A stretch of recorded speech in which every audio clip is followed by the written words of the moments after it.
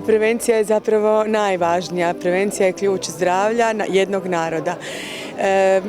Mi na školi zdravlja od svog početka, od početka djelovanja te institucije, a to je bilo daleke 1927. godine, se trudimo ljude naučiti kako unaprijediti zdravlje, sačuvati zdravlje, spriječiti pojavu bolesti, a ako do bolesti mora doći da se otkrije na vrijeme kada je još liječiva i izlječiva.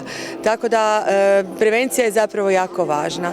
Važno nam je da se brinemo i čuvamo svoje zdravlje i da poduzimamo sve da budemo što duže zdravi, ne samo zbog nas, prvenstveno naravno zbog nas, ali i zbog svih drugih.